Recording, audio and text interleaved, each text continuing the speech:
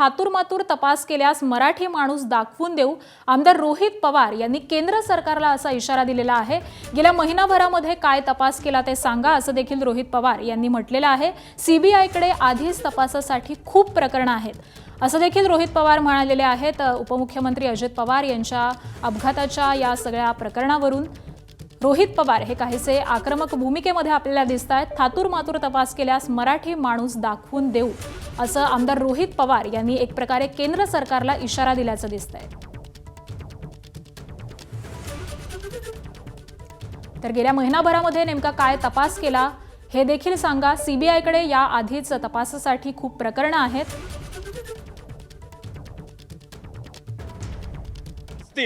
तर मग उद्या जाऊन माझ्या सेफ्टीबद्दल सुद्धा विषय निर्माण होऊ शकतो। द्यायची नाही द्यायची हा सरकारचा त्या ठिकाणी विषय, पण शेवटी मराठी माणूस म्हणून अजित काकांसाठी आणि काय खरं घडलं हे कुठंतरी आम्हाला कळलं पाहिजे, महाराष्ट्राला कळलं पाहिजे, या हेतूतून त्या ठिकाणी आम्ही लढत राहणार।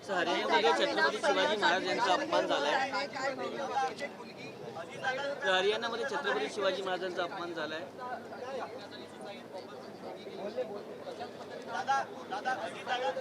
बोललो सर, असं छत्रपती पहिल्याच अधिवेशन अजितदादांच्या शिवाय होत आहे।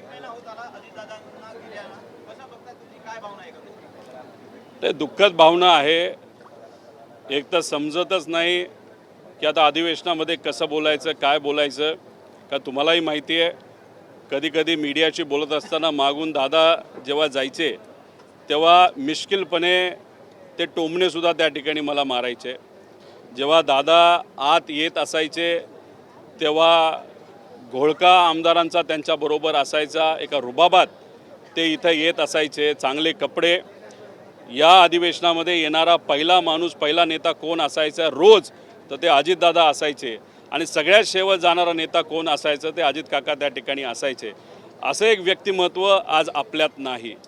जेव्हा केव्हा त्यांनी अधिवेशनामध्ये मुद्दे मांडलेत, नाही तर एखादा निर्णय मंत्री म्हणून घेतलेला आहे, तो निर्णय घेत असताना महाराष्ट्राला केंद्रबिंदू ठेवलेला आहे। आणि शिस्त ही अधिवेशनात कशी असावी, कशा पद्धतीने विषय आणि मुद्दे मांडले असावेत, बोलत असताना कोण कसं बोलतंय, भाषणामध्ये मध्येच कोणी ते काहीतरी बोलतंय का, या सर्व गोष्टींवर तिथं लक्ष असायचं। त्यामुळे एवढा मोठा नेता, एक मराठी माणूस, एक मराठी नेता आणि शिस्तप्रिय अनुभवी नेता आज आपल्याबरोबर नाही आहे। त्यामुळे या अधिवेशनामध्ये येत असताना कुठंतरी एबीपी माझा, उघडा डोळे बघा नीट।